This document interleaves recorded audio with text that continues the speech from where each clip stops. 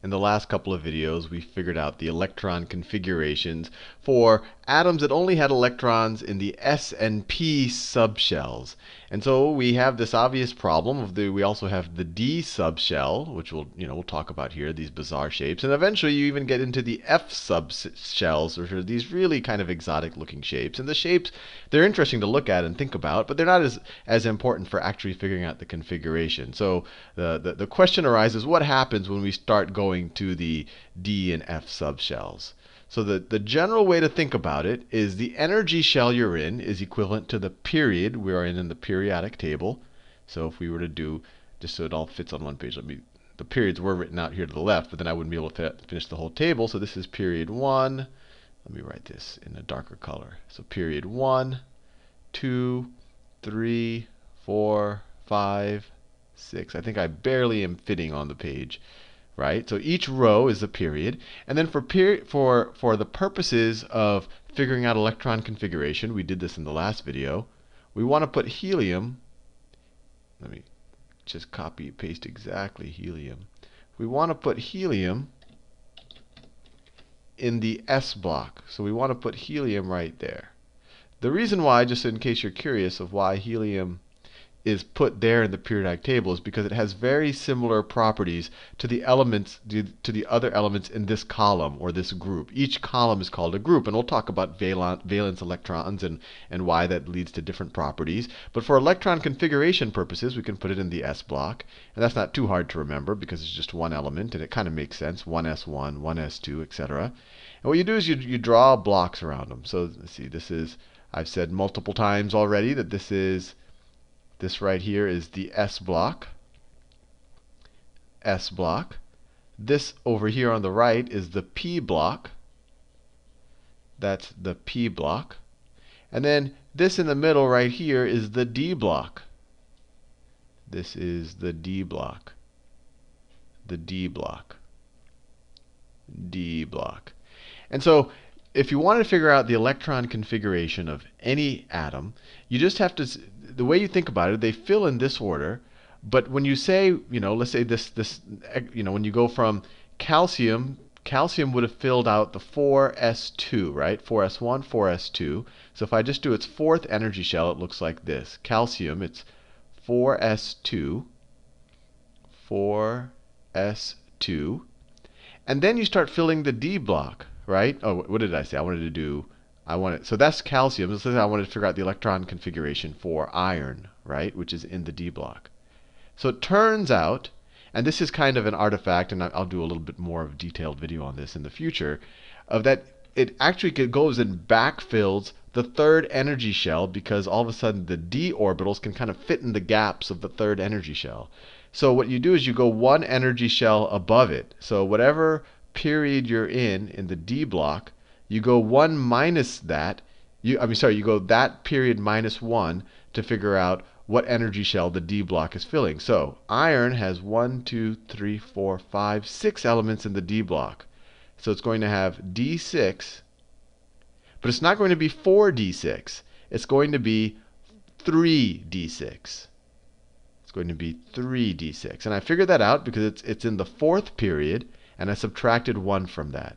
So this is the kind of the highest energy 8 electrons in iron, right? 4s2, 3d6. If I said what are the electrons that are in the outermost energy shell, I would say that there are 2 electrons in the outermost energy shell for iron. But if I were to say which energy cell has the highest energy electrons, it would be these. Let me actually do the whole electron configuration for, let me pick up another one just so it's let me take, I don't know, what is this? This is copper right here. Let me do copper. Copper right there. So the highest energy electrons it has are going to be 1, 2, 3, 4, 5, 6, 7, 8, 9. Actually, let me not do copper, because copper does something very interesting in real life. So it's one of the few things that kind of is a special case. So let me do a different one. Let me do I don't know. Let me do the whole thing for iron. Sorry to be waffling around so much. So if you wanted to do the entire electron configuration for iron, it would be 1s2, That's the first energy shell. Now the second, let me do that in magenta right there. 1s2, and then in, let's say, in orange, then you have 2s2, and then you have 6 in the p section right there. So 2p6. Now we're in the third energy shell. The third energy shell, let me go switch to this bluish color. So then I fill up 3s2. Remember, this is the s block. Then I fill out 3p6. 3p6. Fill out those right there. Right? 1, 2, 3, 4, 5, 6. And now I'm going to add these electrons. Then I add, now I'm at, let me pick a nice, let me green. So then I go to 4s2. So it's 4s2. And now this was the interesting thing, that this whole, the D block is interesting. Now I fill out another D block. It's my first D block, 1, 2, 3, 4, 5, 6. But it won't be in the fourth energy shell. It will be in the fourth -1 energy shell. It will be in the third energy cell. So this will go to 3d6, just like we did at the beginning of the video. And so it's in the third energy shell. So I would actually write it here. I could write it, if I wanted to write 3d6. So if I wanted to write things in order of which energy shell they are, I could have written it this way. If I wanted to write it in order of the highest energy electrons, remember the shells are kind of the best way to visualize it, how far away we are from the nucleus. So in this case, these higher energy electrons are going to be further in the nucleus, even though they take it's a higher energy state to be in. If I did it in terms of energy state, I could rearrange these two.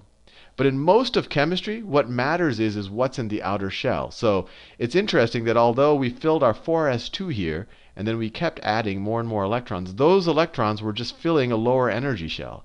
So if we, in this atom, in the case of iron, when we talk about the electrons in the outer energy shell, and those are called valence electrons, and these are the ones that react. So these are called valence, let me do this in a better color, valence electrons. This iron has 2 valence electrons because the outer shell is 4s2. Even though it had these, even after filling 4s2, it had 6 more electrons, but those kind of backfilled the third energy shell.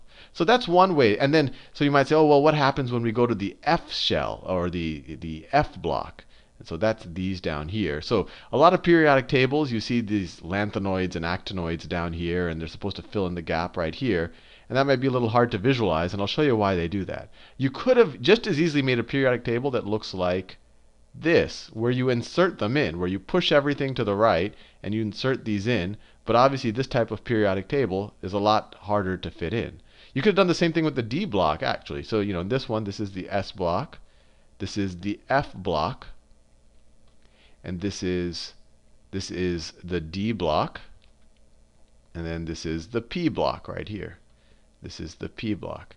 And when you're dealing with the F block, so let's say we wanted to figure out, I don't even know what element this is, the electron configuration for this, their atomic symbol La. So in the F, it's filling out this last incremental electron fills the F block. So it's F. It's F. It has 1 in the F. Maybe I should do it in lowercase. So it has 1 in the F orbital. And this is the 6th period, but with the F block, you subtract 2. So you subtract 2 from it. So it'll be 4F1, and then 6S2, right? The S block, you just look at the period, 6S2. And then if you were to keep going back, you would then go to 5P6. So then it would be 5P6, 5P6. And then it would fill out these 10 in the D block, right there, that are in the 5th period. But remember, you subtract 1 from the D block. So it would be 4D10. And then it's 5S2. 5S2. And you just keep going back that way. And it seems complicated at first, but just remember, when you're in the S or the P block, you just look at the period you're in. But then when you start filling the D block, it fills in this is the D block. It fills in a subshell that's 1 lower. And when you start filling the F block, which are these really large elements, you start filling a subshell that is 2 lower. And so maybe in the next video I'll do a couple of these electron configurations because I think I'm already out of time. And I'll actually show you another way to figure this out that's often covered in some chemistry classes. See you soon.